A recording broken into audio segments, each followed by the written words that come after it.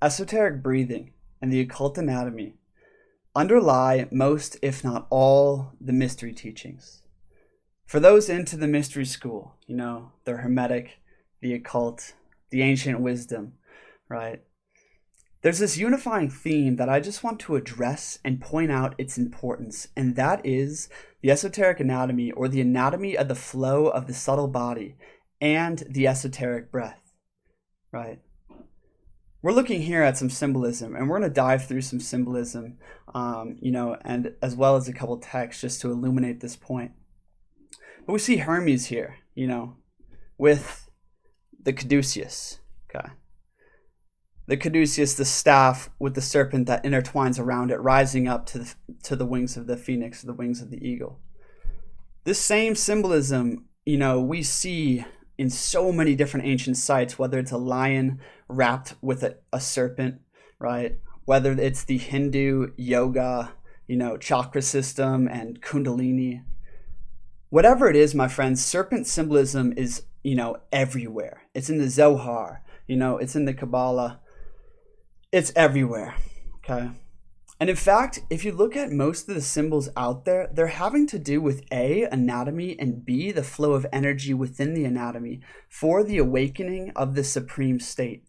All these symbols of these religious figures of Hermes, of Christ, of Zoroaster, of, Krishna, are them in this perfected state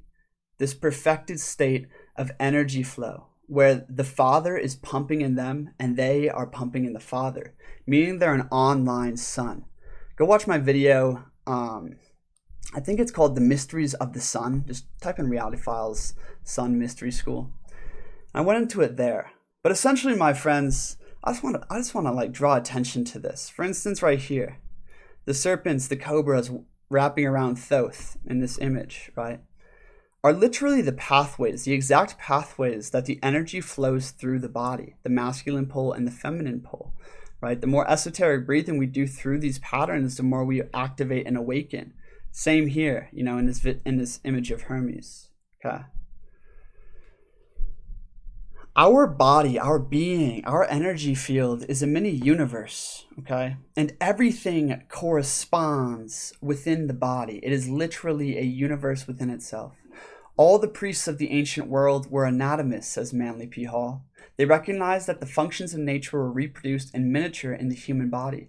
They therefore used man as the textbook, teaching their disciples that to understand man was to understand the universe. These wise men believed that in all the heavens, every element in earth, and every function in nature was represented by a corresponding center, pole, or activity within the human body. The human body, my friends, is literally a tetramagnetic. It's tetramagnetism, essentially meaning that we have a positive and negative polarity at the top and the bottom. Okay, we'll kind of get into that in a second. And within that, we have so many different flowing types of energy that are connected to these cosmic streams of energy. And the Hermetic science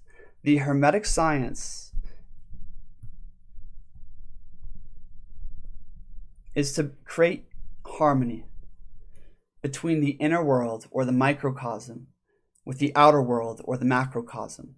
In order to do that, in order to create this union of you in the Father per se, and the Father in you, where you become a living son, in order to create this union with the infinite ocean of energy around us, right?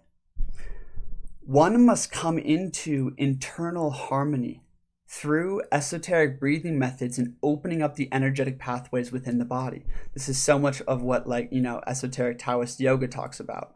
So much of what pranayama and yoga talks about. This is the secrets, hidden even in the Bible. I'll show you just one verse real quick here. Isaiah 43. When thou passest through the waters, I will be with thee, and through the rivers they shall not overflow thee. When thou walkest through the fire, thou shalt not burn, neither shall the flame kindle upon thee. Since thou wast precious in my sight, thou hast been honorable, and I have loved thee. Therefore will I give men for thee, and people for thy life. Fear not, for I am with thee. I will bring thy seed from the east, right? Gather thee from the west. I will say to the north, give up, and to the south, keep not back. Bring my sons from far and my daughters from the ends of the earth.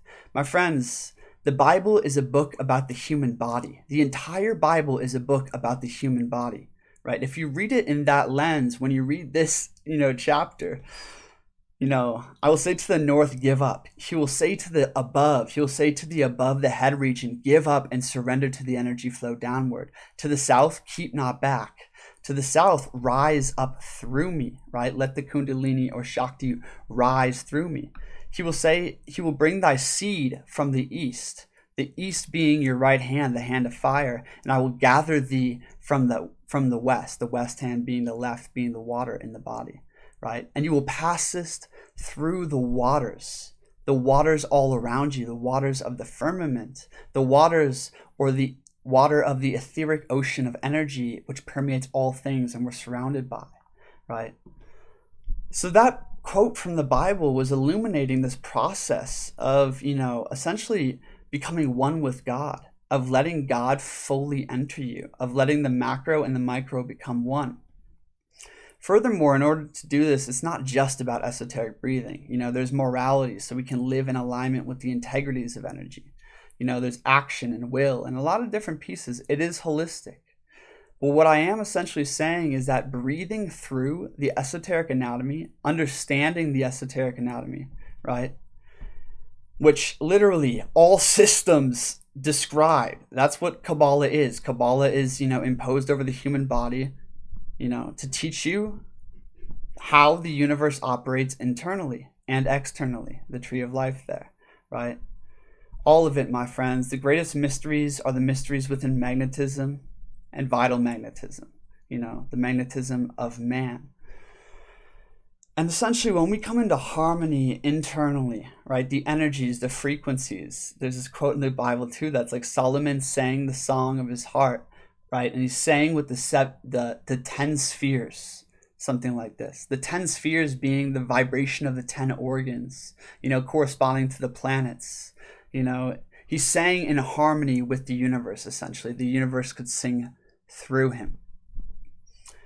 Now, this is all, fascinating and deep stuff. I used to go really deep into the esoteric and mystery school teachings, and that's all great and dandy.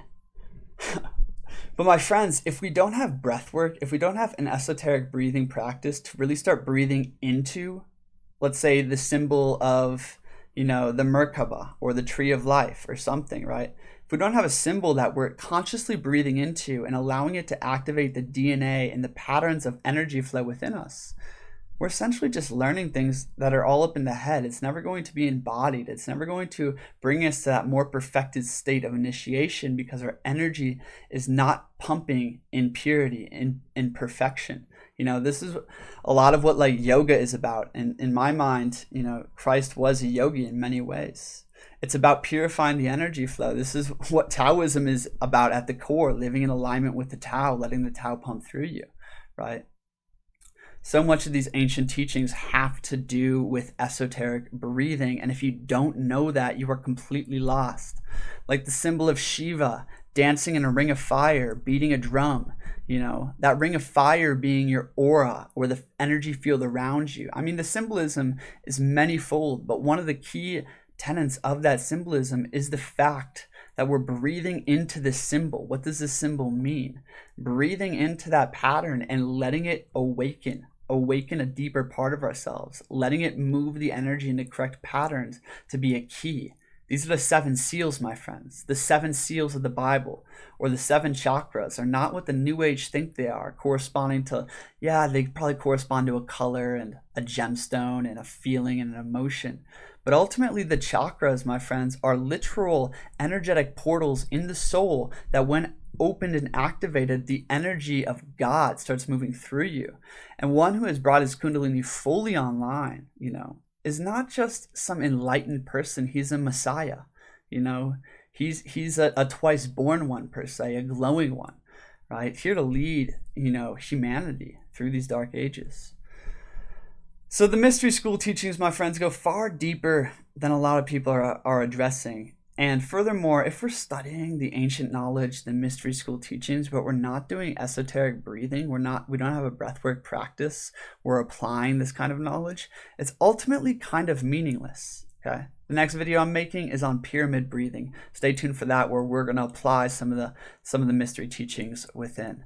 Thanks for being here, my friends. Get my breathwork free training guide. And furthermore, if you're interested, I have a breathwork group training program opened, season 2 here coming up. So email me if you want to get involved with that at kb@realityfiles.com. Thanks for being here. Cheers.